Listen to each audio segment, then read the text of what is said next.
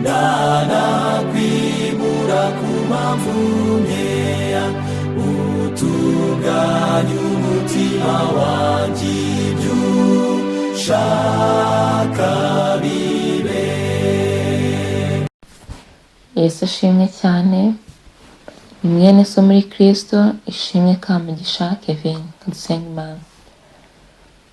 Uhoraho Imana nziza, izina ryawe rihabwe icyubahiro. Tugarutse imbere yawe kwigishwa nawe. Turakwinginze cyane kugira ngo dusobanurire kandi uturinde kwinangira mu izina rya Yesu. Amen. Tugeze ku ihame rya 10 mu mahame avuga iby'icyaha.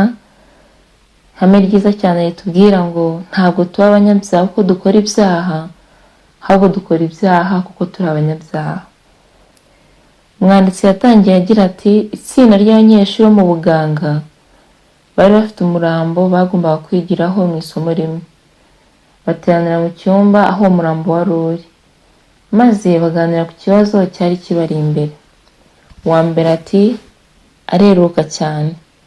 Uwa kabiri ati, arambare hariya ntacyo akora. Undi ati, nzi neza ko adakora imyitozo ihagije kugira ngo akomeze kugira ubuzima bwiza. Undi ati, ndatekereza ko mbere ya byose ari ngombwa kumubyutsa kugira ngo amaraso ye yongere atembere. Nuko batangira kugerageza gukangura wa murambo, ariko ukomeza kurambarara ku meza ukonje utanyeganyega. Nubwo abanyeshuri bavuga kandi bagakora byinshi, murumva ko wari umugani. Ariko duhereye kuri icyo kigereranyo, nubwo bikabije, tugaruke ku ihame rya 10 mu bundi buryo. Umurambo uguma kurambarara ku meza kuko wapfuye. Ntabwo wapfuye kuko urambaraye ku meza. Imyifatire iranga umurambo ni ingaruka z'uko wapfuye. Iyo myifatire siyo mpamvu y'urupfu. Tubivuze mu buryo bw'umwuka, twese twavutse dupfuye. Abefeso 2:1. Mwebwe abari bapfuye muzize ibicumuro by'ibyaha byanyu. Ibikorwa bibi bikorwa n'abanyabyaha ntabwo ari intandaro, ahubwo ni ingaruka z'iyo mibereho. Ntabwo nshaka kuvuga ko gukora icyaha atari igikorwa cyo gucumura, ahubwo icyo mvuga ni uko gukora icyaha atari byo bitugira abanyabyaha. Muri aka kanya muramutse mutongeye gukora ibyaha, mbese ibyo byagira abakiranutsi? Si byo na gato. Mwagira imyitwarire myiza, ibyo gusa. Dusoma mu gitabo cy'Ibyifuzo byose ibi, paji 21, tuhasoma ibi. Icyaha cyakomotse ku kwikunda. Tubitekerezeho akanya. Lusuferi yari yarashyizwe hejuru y'abamarayika bose bo mu ijuru. Yari mukuru ku byaremwe byose. Nyamara aho kwimbika mu kumenya Imana, aho gushaka kunoza umubano nayo, aho kugira intego isumba izindi, icyubahiro n'ikuzo by'Imana, we yishakiye icyubahiro cye bwite. Icyaha nticyatangiye ubwo Lusuferi yibaga imbuto z'igiti cy'ubugingo. Cyakomotse mu kwikunda ubwe no gukuza ikiremwa mu mwanya w'umuremyi. Ni itegeko ry'ibiremwa ko bidashobora kubangikanya kwihimbaza no guhimbaza Imana. Marayika wa mbere wo mu batatu wo mu Byahishuwe 14 aza afite ubutumwa bw'amahanga yose n'amoko n'indimi n'imiryango yose ati, mwubahe Imana muyihimbaze. Umurongo wa 7, umurimo w'inkuru nziza nta mwanya ufite wo gukuza umuntu. Utsindishirizwa n'ubuntu bwo kwizera ni umurimo w'Imana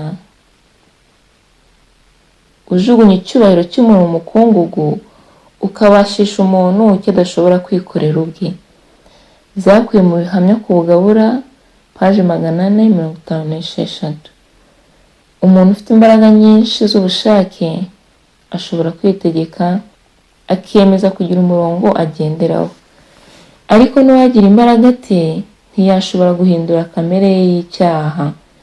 Ntidushobora twebwe ubwacu kwivana mu rwobo rw'icyaha twaguyemo. Imitima yacu ni mibi kandi dushobora kuyihindura. Byakuye mu kugana Yesu, paji ya 18. Guhinduka kose kw'inyuma kudakozwe na Kristo nta kindi gukora atari ukwishyira hejuru, ukajugunya icyubahiro cy'Imana mu mukungugu. Ubwo tukaba turushaho kujya kure y'ubugingo bwo muri Kristo, kure y'ubugingo duhabwa iyo twomatanye nawe kandi tugashyikirana nawe. Bashobora kuhagira umurambo bakawuha isuku, ku bigaragara bakawambika imyenda myiza. Birashoboka ko utagira igicumuro ukora ndetse ukaba wajyanwa mu rusengero, ariko urakomeza ukaba umurambo.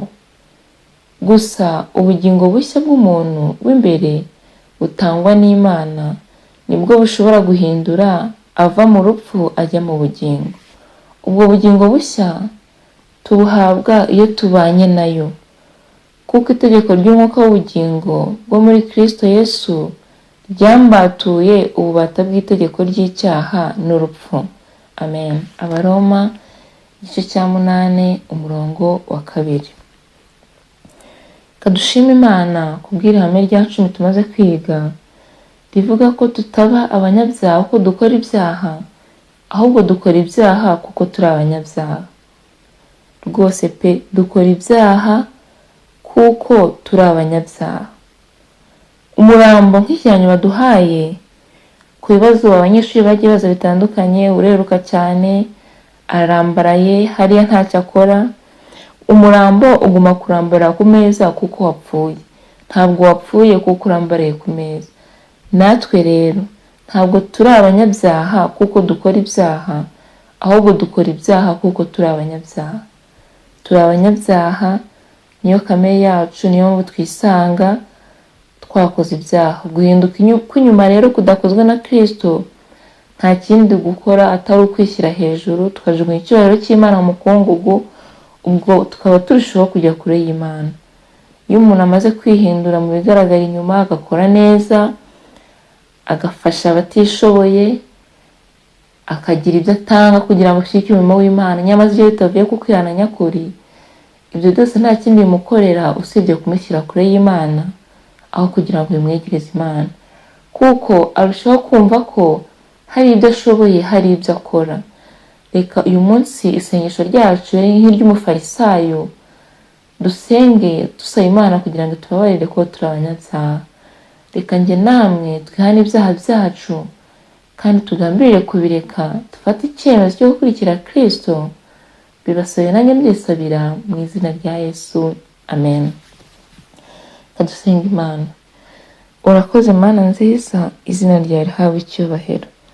Turifuza guhinduka, ari nayo mpamvu twafashe umwanya kugira ngo twige amahame uko ari 95 avuga gutsindishwa n'uko kwizera. Kakenze cyane kugira ngo wumve imitima yacu, urebe urukundo tugukunda, urebe umuhati dufite utugirire neza, tubarire ibyaha byacu kuko utabarire nawe atazareba amaso hawe.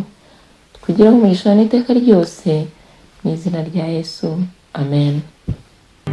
Ibyo ushaka